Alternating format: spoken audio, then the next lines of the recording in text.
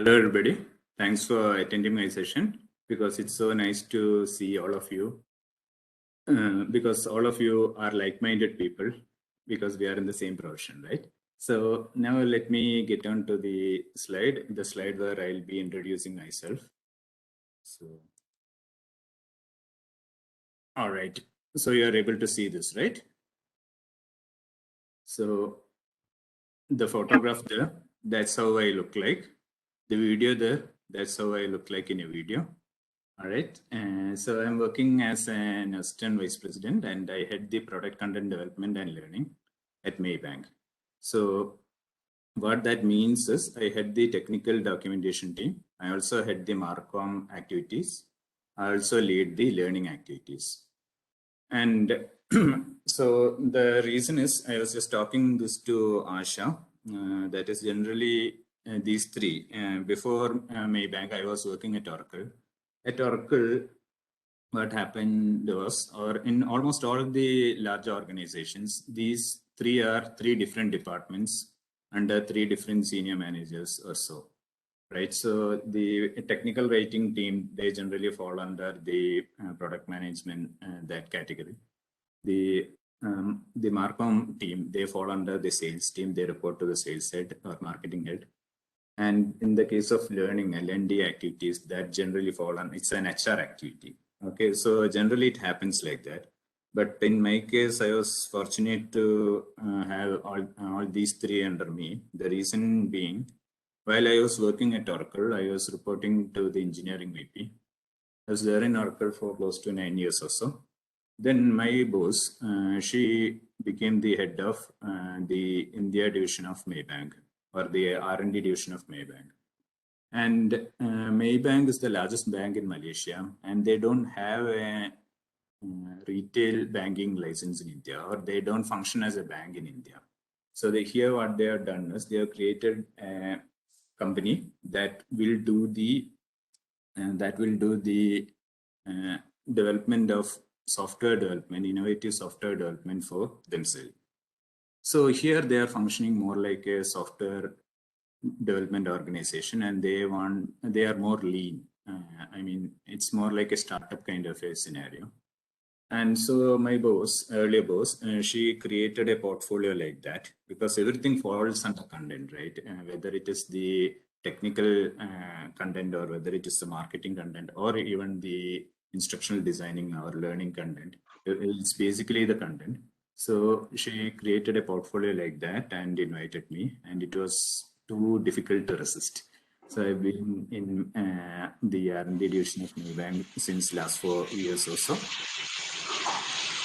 Rupa, I think if you can mute, it will be nice. Hi, Rupa. Yeah, thank you. So when I'm not writing the technical content or marketing content or learning content, still I am writing. I like writing fiction. I'm a published author. I won't call myself as an artist, but I like to draw illustration for my own stories. Okay, so in that manner, I can draw a bit. I can do both freehand drawing as well as with the help of the software. So those are some of the things that I do. So as I said, this is how I look like in the photograph. This is how I look like in the video. And in the following slides, I'll give you an opportunity how I look like in a cartoon. So let me see. So this is how I look like in a cartoon. Okay, so this is the way I'll be running my deck, running my slides. That is, there will be a cartoon introducing the topic, or there will be a comic strip introducing the topic, which is more sarcasm. Okay, so that is what not to do. So I'll just talk about that. Then I'll come to the content that's written in the slide as well as the content that I'm speaking. Okay, so please don't get encouraged with the comic. That is sarcasm. That is, you shouldn't be doing like that. All right, so this is the attitude generally many of the new managers will have. That is, you are free to take your own decision, but you need my approval. So whether you can tell like that to your team or whether you should be telling like that, you can tell like that, you can practice that in front of a mirror, but you need not tell that to your team. Okay, so because in the corporate world, this kind of thing, that is everything under me, I'm the boss, or showing who is the boss, that doesn't really click well. Okay, so and with that, let me move on to the agenda. Why to delegate? Sharing your skills. Resist putting your 5 cents. I have something interesting about that particular topic. Don't invent irrelevant work. How to delegate or when to delegate to a contractor. Why you should not stop learning even while delegating. How to deal with your existing writers. How to deal with attrition, and how to continue with delegation. So with that, the first topic, why to delegate. So once again, the sarcasm part first. Great idea means I get all the credit and you do all the work in the manager's point of view. That's what the employees think, right? So if you're wondering, already there are a lot of corporate comics. Why I've tried something like that? The reason is generally most of the corporate cartoons or comics are written by employees, not necessarily by managers. Why? Because they think that managers don't have any work to do and they are doing all the work. So why I came up with the cartoon after becoming a manager, the reason is the same, because we don't have any work to do, right? Okay, so coming to this, you don't delegate because you are lazy. You don't delegate because you can sit idly without doing any work. No, that's not the reason. You delegate because you are empowering your team. Okay, what I mean by empowering the team is, when you delegate, you put your team also to a particular level so that together you can discuss, together you can brainstorm, and then move ahead as a team forward. So that should be the positive way of doing things. It's not always you give the work and people do the work, or you do all the work like that. It's like they do the work, they get the ideas, together you move ahead. Otherwise, you will burn out yourself. So there are two or three ways in which a team is formed in technical writing world, almost in any world. One thing is, you join the organization and there are many teams here and there under different managers, maybe reporting to a testing manager or reporting to a development manager or a product development manager. And you are somebody who can do certain things. That's what the management found out. And all the people under different teams are now put under you. So that is one way in which the technical writing teams are formed. Or when I was in Oracle, this was how the team came under me. That is, there were people who were in different teams who were put under a common manager. So that is one thing. But in Maybank, I had the advantage of joining first and then forming a team. So that is another way. And there can be another way also. You are in the team as an individual contributor. You slowly got promoted as a manager. So in that case, what will happen is, some of the team members will be, you may be a part of their hiring activity. And you know some of them were not hired by you. So the challenge is dealing with some people whom you have not hired as well. So early days, you may end up doing a lot of work, but slowly you understand the people and you slowly delegate to them. So that's the reason for delegating, and that's how the team formation and the delegation and future work happen. Now, the next thing, once again, I'll start with the comic. I believe in content reuse, that is reusing the last week's weekly update decks this week as well. So to the higher management. So that's how content reuse is done in the cartoon world. But that's not how the content reuse is done, right? You very well know. So I'm content reuse, I'm just taking an example of CCMS and data. Suppose you have an experience of working or moving the legacy document to data format, or you have the experience of moving the documents to CCMS so that you can reuse the content, or you have the experience of API documentation, or you have the experience of knowledge management system.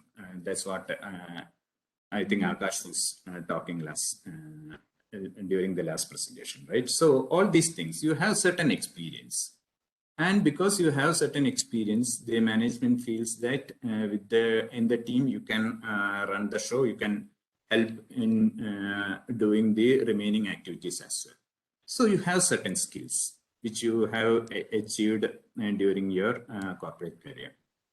And that has also helped you even in getting the role that you're doing.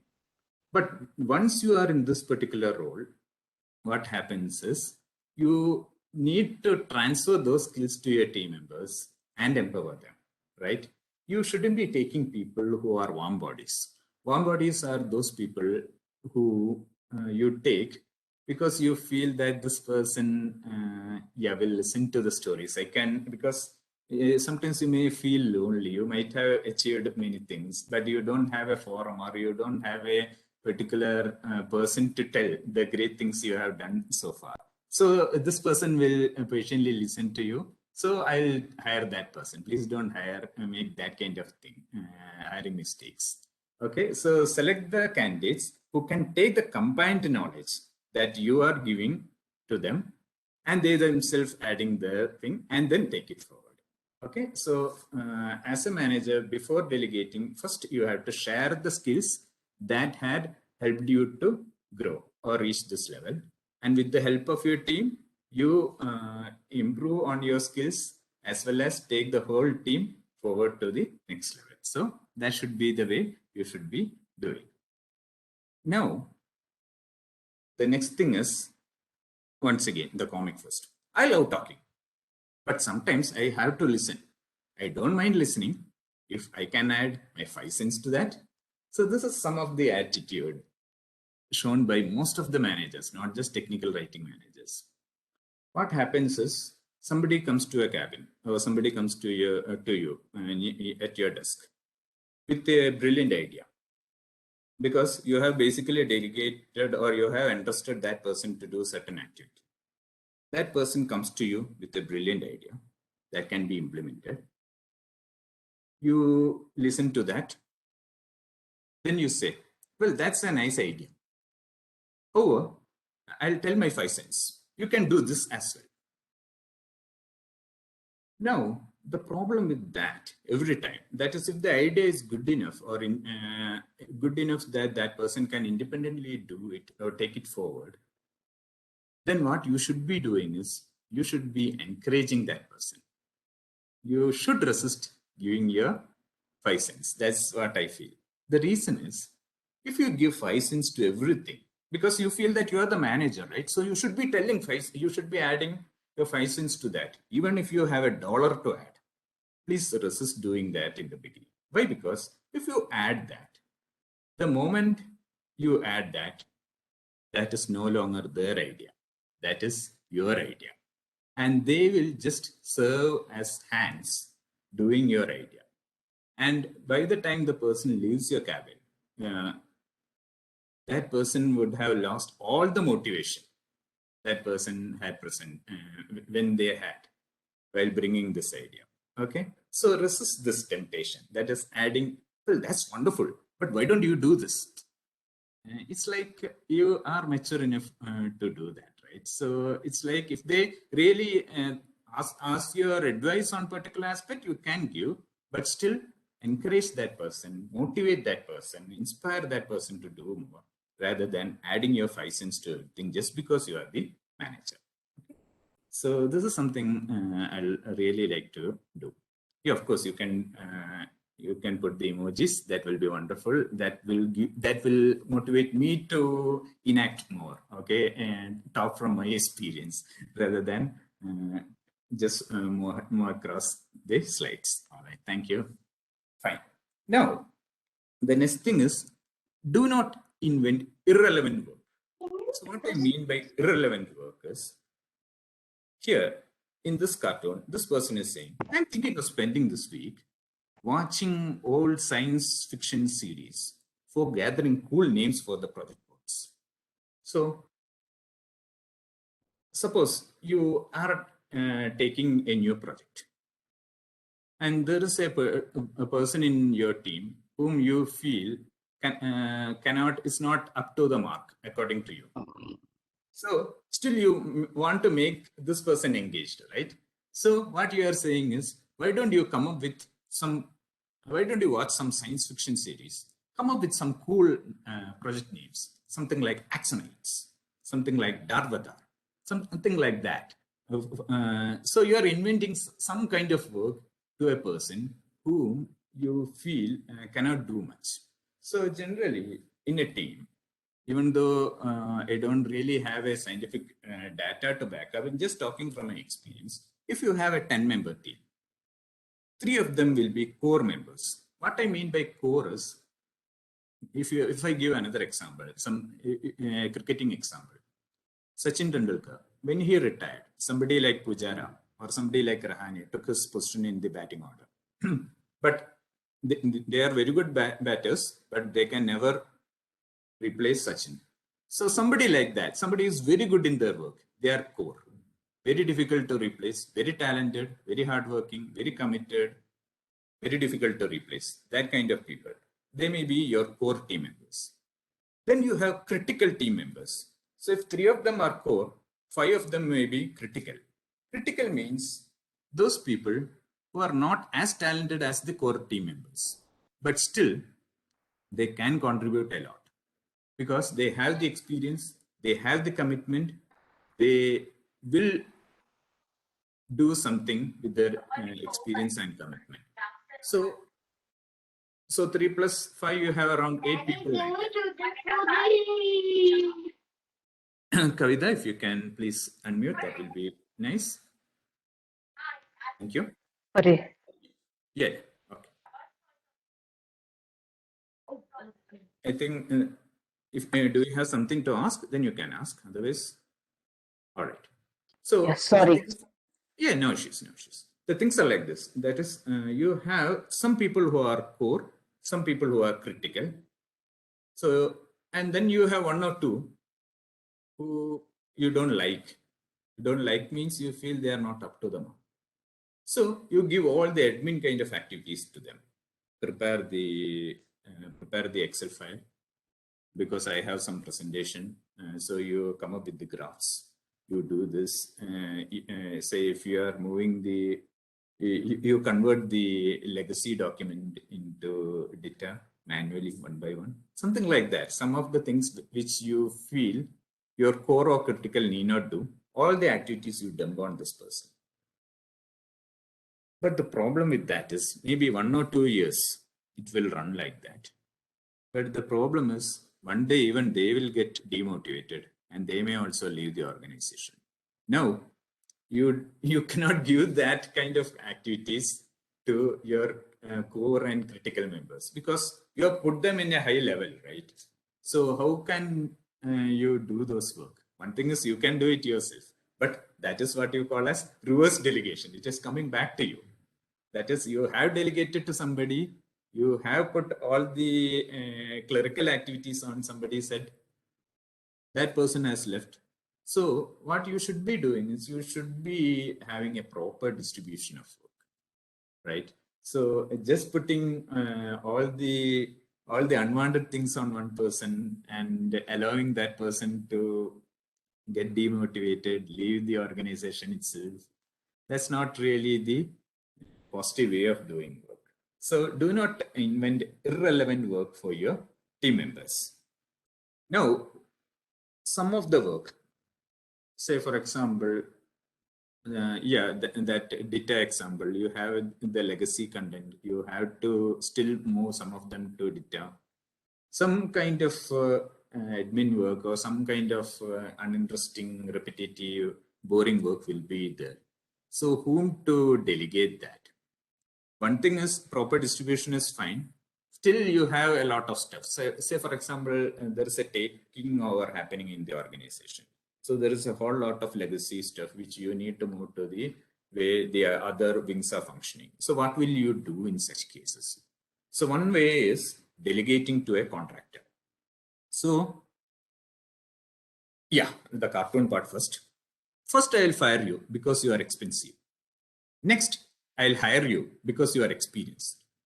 To justify, I'll call you a consultant. So this really happens in the corporate world, right? Especially if you are working in a US or US company or any organization where the people there are laid off because they are expensive. At the same time, they have the experience or they are been doing this work for a long time. So you rehire the same person. So why did you lay off them? You laid off because they were expensive. You are rehiring because they are experienced and they can do the work well. And in order to justify this, you call them consultant or contractor or something like that. So those are a kind of contractors. But I am talking about those contractors who to whom you can give away those kind of work. That is, you have to decide when to delegate to a contractor and what to delegate to a contractor. So one way of delegating the work to a contractor is, suppose you have a certain activity which you need to perform. Say once again, this is a good example. That is the legacy content. You have to convert to a particular way before putting it into the CCMS. There are certain scripts that can achieve that, but still there is a lot of work to do. Even with the scripts, you will have to do some kind of work. So why not outsource this to a team which does only this? So those kind of some work that you can think of giving to a contractor. But there will be certain other things also in an organization, especially if a technical writer is taken by a non-technical writing manager. That is, what happens is the non-technical writing manager who was before you in the organization. Nowadays there are wonderful non-technical writing managers also who give a lot of importance to documentation and who will do a very good work. But still there will be certain issues in that kind of hiring because they do not know whether this person has written one paragraph instead of 5 pages, or even in some cases whether 5 pages are actually required or one paragraph was enough. So what they may do is they think that one of the way of cutting the cost is the delegation of whole technical writing activity to a contractor. So when very core activities in technical writing or important work is outsourced like that, have to be a bit careful if you are kind of forced to do that kind of activity. One of the reasons is there will be a lot of documentation. Some will be written by the QA people. Some will be written by the product managers. Generally, they will be good, but still, some will be written by the contractors, like that. So you will have a mess of documents like that of different quality, varying level of quality. And after a while, correcting them, that itself will become a project. So have to take a nice call on what to contract and when to contract, or how to delegate a work to a contractor, right? The next thing, do not stop learning. Yeah, everybody tells this nowadays. Lifelong learning is required. So take this example. The project is tough because you cannot blame the last person who worked on it because I worked on it previously. So this is the manager telling to the team member. Generally, one thing that I've seen in many of the organizations is there will be many technical writers. When they are there, maybe they are not considered as world-class technical writers also. Still, nobody had any problem with them. They are their team members. Everybody will tell nice about them. But the day they leave the organization and somebody else takes over the project. Okay, when you delegate to another person because a person has left the organization, the new person will find all faults in the earlier person who has left because that person is no longer in this organization, right? So you cannot blame in these cases where you yourself are doing some activity because it is you, right? You are still in the organization and you are the boss. So one good thing, yeah, this is one advantage if you do some of the activity. Second thing is, sometimes it is important to get your hands dirty. Then only you can advise people how to do that. So the thing is, do not stop learning, or do not stop doing some of the activities that helped you to reach that particular level. Even though delegation is required, you shouldn't be stopping doing the activities.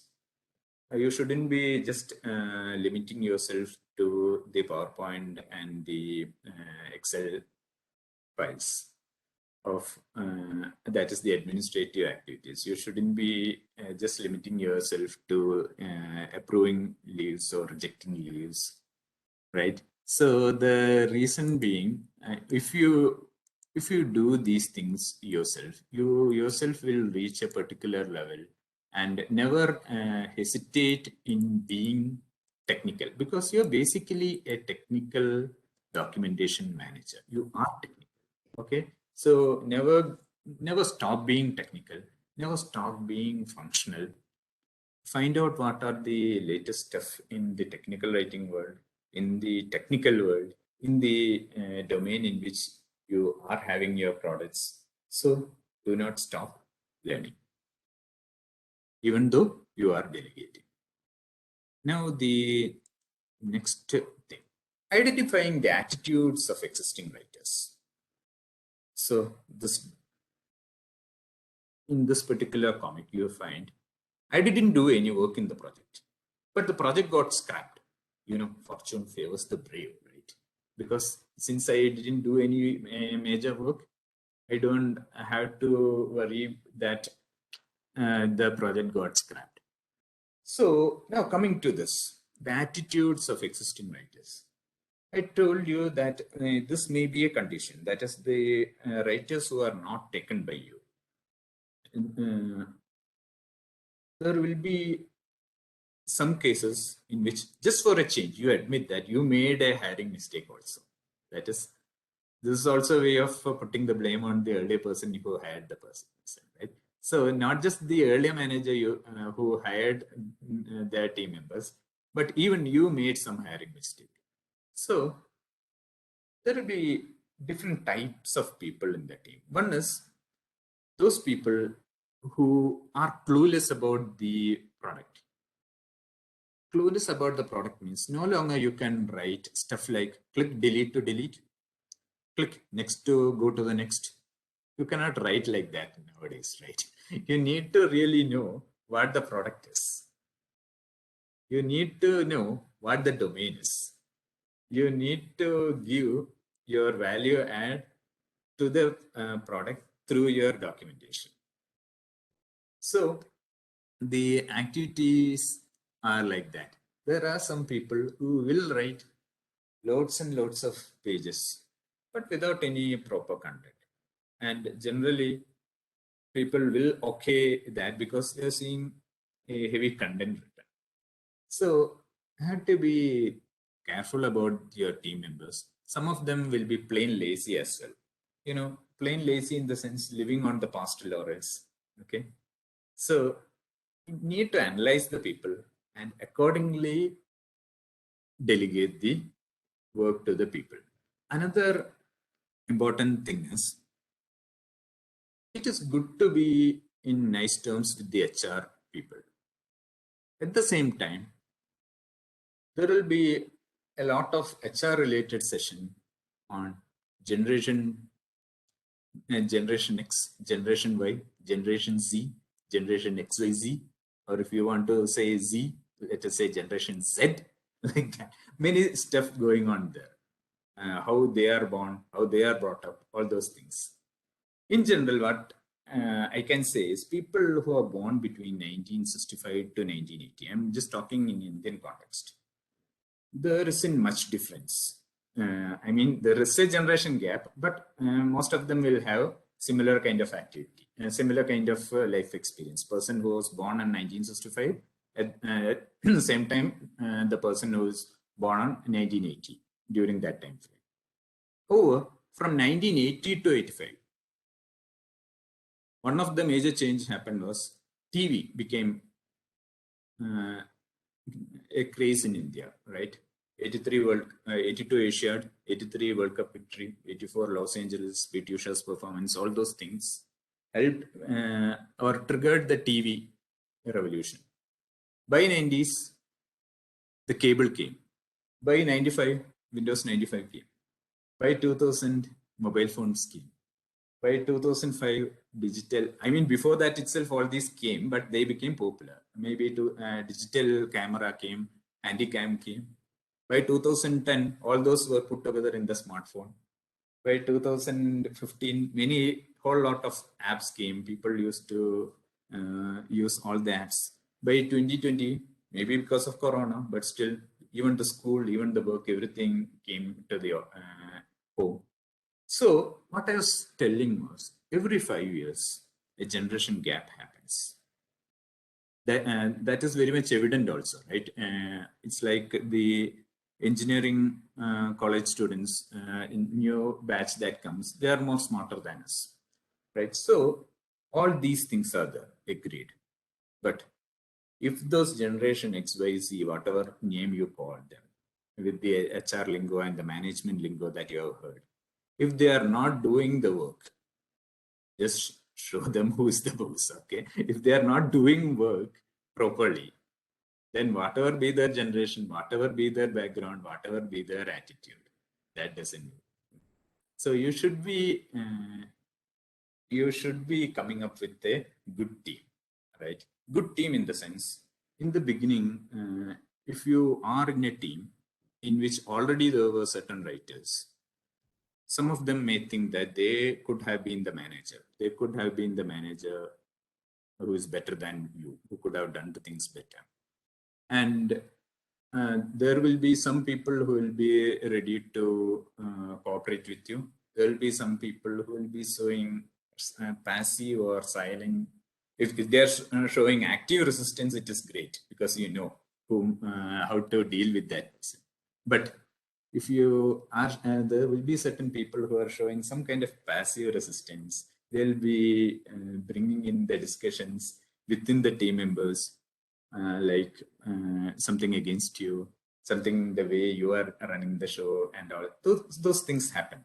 So how to deal with that? Should you be attending all the parties that your team members attend?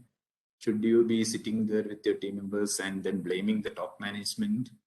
No, you shouldn't be doing those things. Whether you should be attending the parties, whether you should be going together with the lunch, dinner, etc. with them, you can do that. But the earlier settling days, it's better to concentrate on your work and not to mingle with them.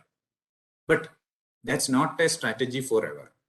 I'm talking about a case in which you are given a team. You didn't hire them. You are given a team. Because if you are hiring them during the interview time, all the things can be, the expectations can be clearly set, and then you can proceed.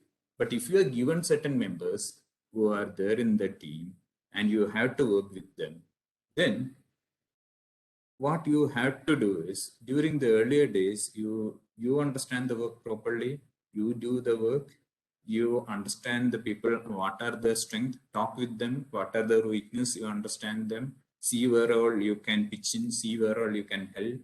Then after a while, yes, then you can mingle with them, okay? Because keeping aloof also doesn't really work in the long run.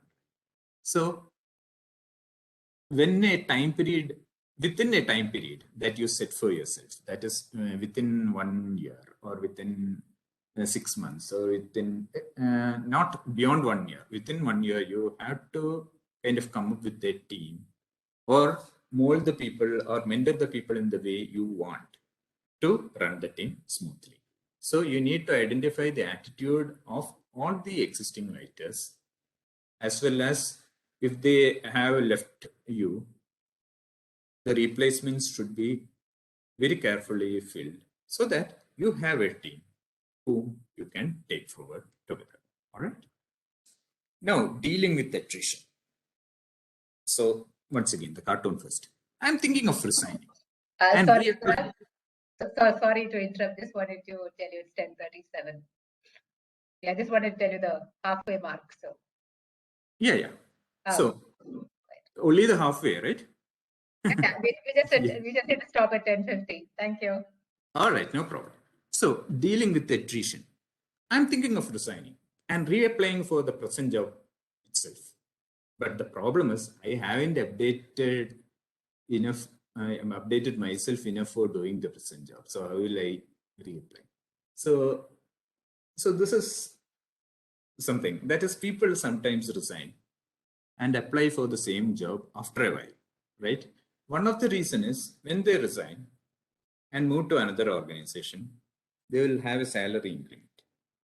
Then within 1 year, when they come back, again they can try for an increment. Or if you have some period in between, just wait till that period is over and again come back. So all these things happen in the corporate world. Right? So the thing is dealing with attrition.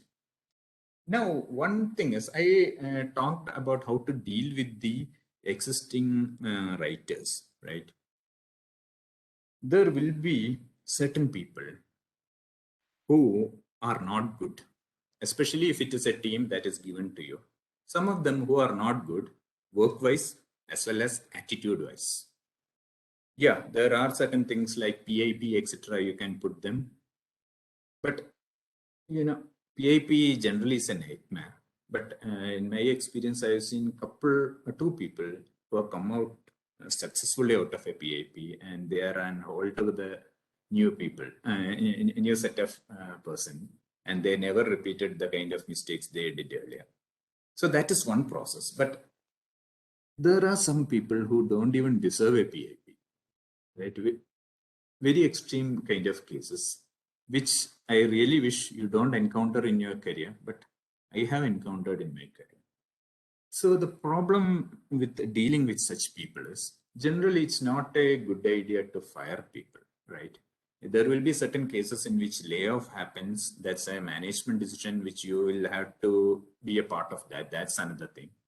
But firing people because the people are not at all good or doesn't fit anyway, you have tried your best. In such cases, that is a difficult process.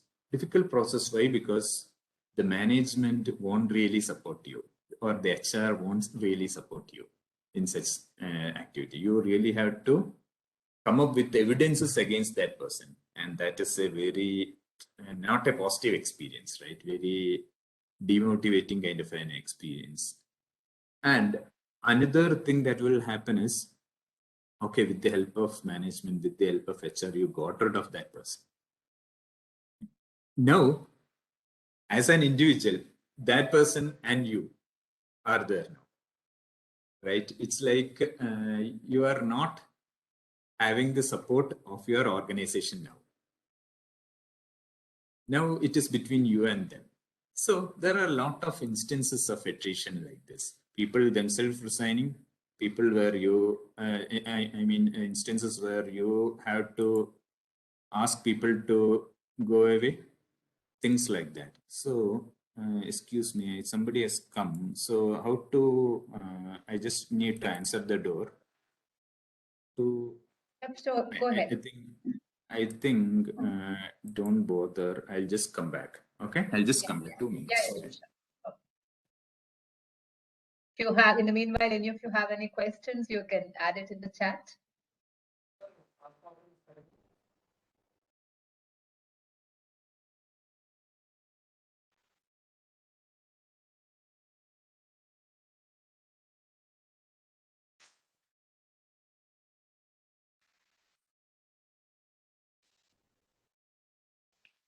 All right, so I'm back. So what I was telling was how to deal with attrition. One thing is, once you are having a good team, once you have got rid of all the weeds and you are having a good team, and some of your team members are planning to leave because many reasons, things like, one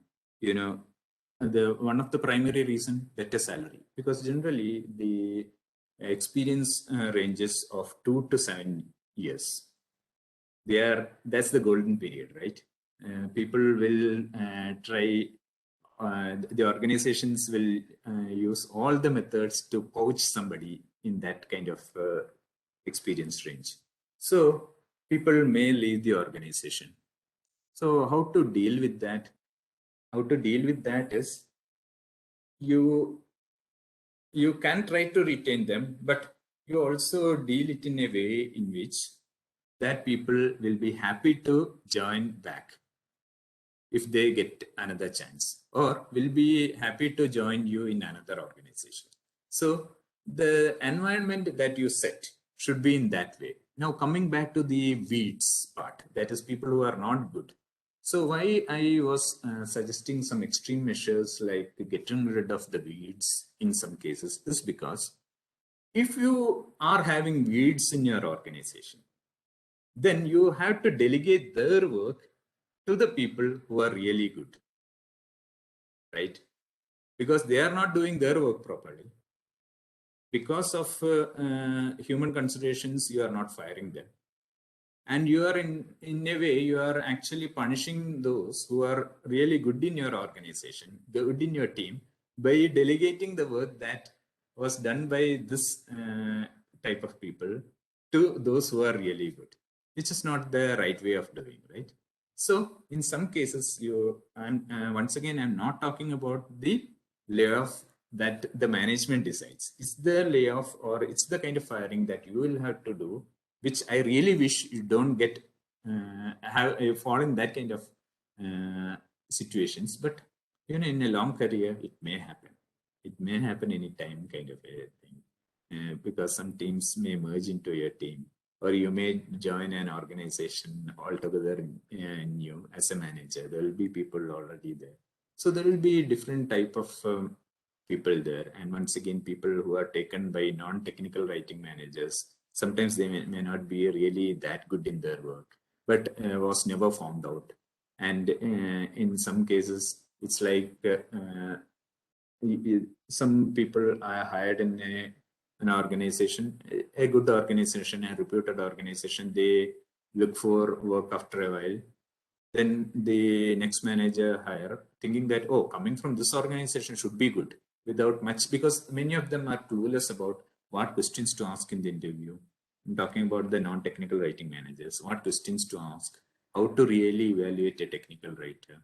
Those kind of things will happen. And those kind of people will be later given to you. So, and in some cases, try your best to correct them, try your best to give those kind of work that will be good. With their input, try to mentor them, try to coach them, do all those things. But if you feel that you have to delegate their work back to yourself, what you call as reverse delegation, or back to somebody else who has been doing something good, and you are overburdening that person because of this person's work, maybe, yeah, you'll have to take the tough call there. All right. So with that, now let me move to the life or continuing with the delegation. Yeah, once again, with the cartoon first, let's have a meeting tomorrow. To prepare for that, let's have a meeting today.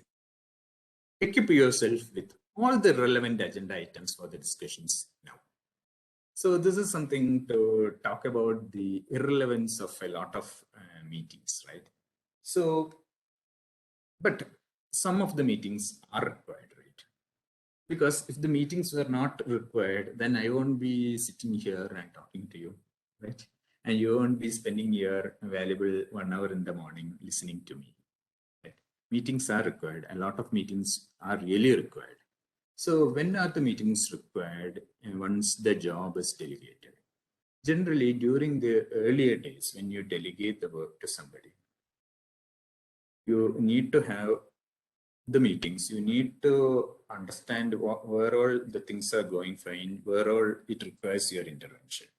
Why? Because even if you are delegating, remember, you are still responsible, or you are still answerable to your higher management about that particular work and that particular things that you are doing in your organization.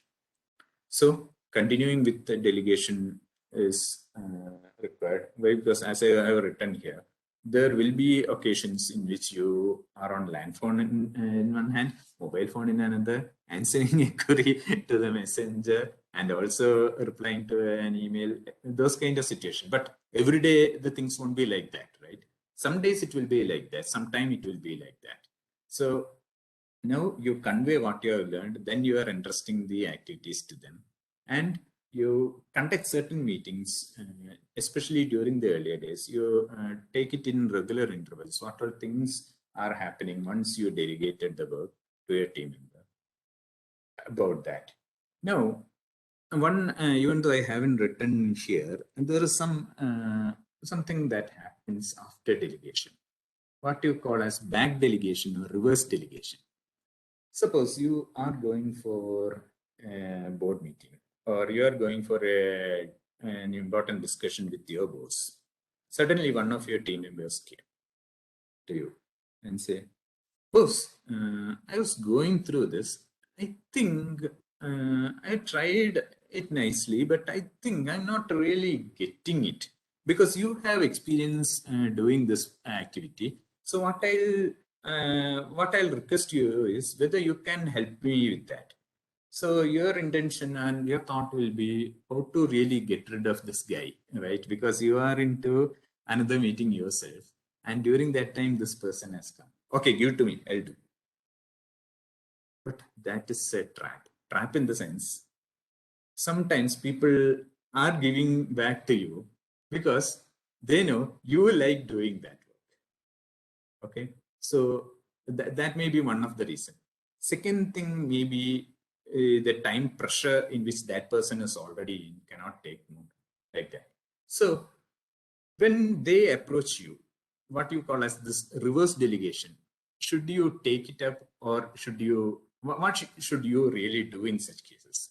So what I'll advise you, or what I found as an effective method in such cases is, you should be asking the questions that will help them to come up with solutions themselves. Things like, what would you have been doing if I was not here, if I had gone for a vacation or something like that? If I was not available, what all things you would have done? Or what all things you have already done? So with that, ask those kind of triggering questions that will help them reach the solution and do the work. So giving work to delegating something to another person because you have to empower them, because you have to move ahead with all the nice things that I've told so far, and then again taking it back. Be very careful in that aspect. So I think everything what I've told, all these things will definitely have some management lingo, like whatever things I'm saying, the reverse delegation or back delegation, people call it as monkey business. Monkey business is like this. That is, you are passing on the monkey to your team member. So the monkey is in their shoulder. That is the work. Now they are giving it back to you. So you have one monkey here, you have another monkey here, all the monkeys. So you will then be just like in a zoo, surrounded with monkeys all again, without time for doing your own work. So you should be delegating, you should be doing proper follow-ups after delegation, and you should be taking all the care that the delegated work doesn't come back to you, or you don't end up being in a zoo of monkeys. So with that, I think I'll end my session. Thank you for hearing me. And if you have any queries, please ask me. If I know the answer, I'll definitely tell. If I don't know the answer, I'll try to find out and tell, but I won't give you a wrong answer. Thank you. Thank you so much, Sarag. That was both interesting and entertaining. Thank you so much. I know we don't have much time left, so people, any questions, comments? What did you like about the session? You have any questions? And in the meanwhile, there is, I'm just sharing the feedback link here. Sorry. Yeah. We have a bunch of excellent volunteers, so they've prepared a feedback link. So it's there in the chat. So please do fill up the form. That's very important for us to also plan future sessions. Should I also be filling? No. Not at all, but yeah. Yes, so please do, if you have great comments, please do add them in the form. That will really help us. Yes, over to you all. Any questions, comments? So I think there is one question. First question, should a manager get involved in a writer, dev, or writer PM, that is product manager, right? Product manager conflict. If yes, at what point? Is it okay for a doc manager to stand up for the team member, or behave in a diplomatic way and stay neutral? So I'll give you a diplomatic answer. It depends. But, generally, you should be standing up for your team members, especially when the team member has asked you to interfere. All right. So the way to do that is encourage the team member to solve the problem themselves. It's not because you want to avoid being in that position, but to solve the problem so that it will things should come to you only as an escalation. Because once you are also involved in the beginning itself, then your escalation will be maybe a common boss like that, and it will go around in another level, right? So let that person be empowered himself or herself to deal with that situation. Advise that person from the background, and only when, if everything fails, only as an escalation, you should be interfering. That's what I feel is the way to do that, or I usually do like that. Thank you. Thank you, Suran. Yeah. The next thing is very interactive, informative. Thank you very much, Pallavi. How to identify each member's hidden strength? Very, very good question, right? The earlier days if you are starting right from the beginning, the earlier days, I think the way to do that is to give the work and see how well they perform. Second thing is to communicate with that person in the kind, generally get the hints from their answers. People who are excited about a particular activity talk about all the nice things that they found from that activity. People, if they are not excited about that activity, they will talk about the challenges that they face, or the hindrances that they face, or the difficulties that they face. So in that manner, you can identify. And there is also another thing that is also understand the attitude or why that person is telling a particular thing. Do they want you to hear it only as a patient listener, or do they want you to give you a solution? So once you have a proper communication with that person and also evaluate the existing work of that person, then you generally will be able to find out the talents of that person.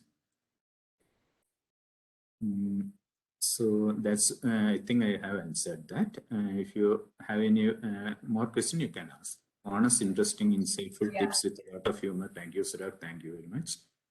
Edwin has a question. When is delegating tantamount to abdicating responsibility? Please let me know what is tantamount, what is abdicating. Really, I don't know. Yeah, Surag. Yeah. So lately I've been counseling with a manager who's having a problem.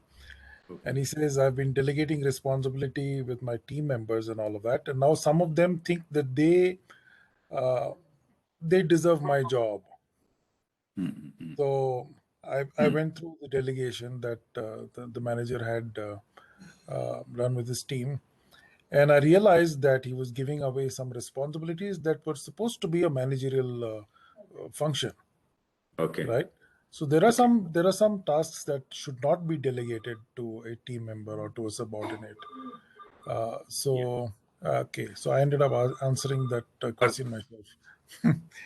Yeah, Edwin. Thanks for bringing this point. Yes, there are certain activities that a manager should be performing, and if you are delegating that activity as well, maybe on a trial basis kind of a thing, some kind of managerial activities also can be delegated once or twice kind of a thing, or to involve them. This is how the things are. But fully delegating, fully giving all the managerial activities and sitting, that is, I think that's not the right way to do, and that's even a dangerous way to do. So that's what I feel. So pasting the links. All right.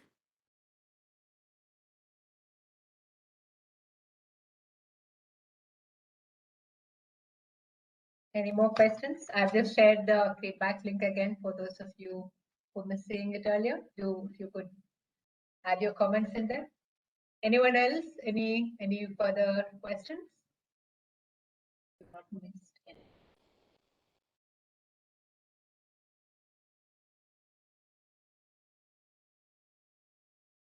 Or anyone just want to share your comments? Have you experienced any of these situations that Surag spoke about?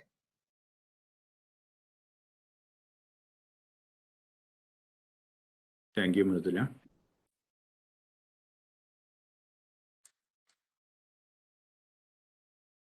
Thanks, Amar. Thank you, Edwin.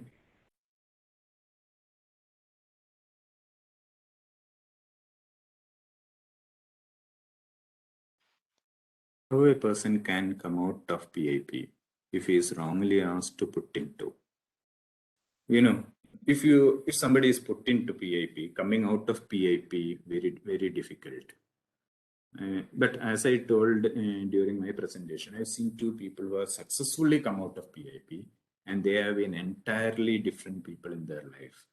I mean, it's like it was such a grilling experience that they took about challenging. But I think this question is like, that person feels that I don't deserve a PIP, but I've been put into a PIP.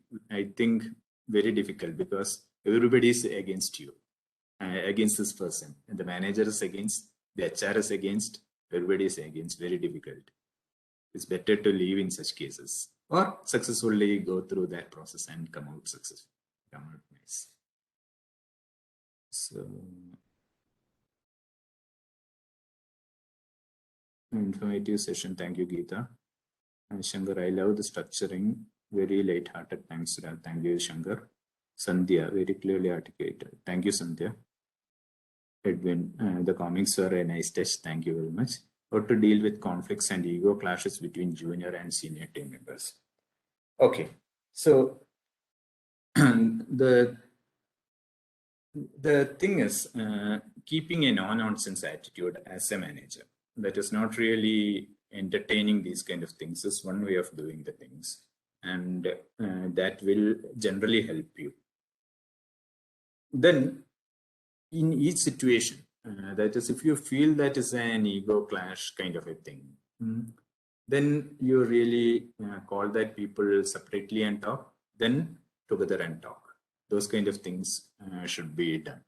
Otherwise, what will happen is, it's like you cannot ignore. What I'm saying is, keeping a no-nonsense thing is all right, but totally ignoring also, thinking that no problem itself is there, that also won't help.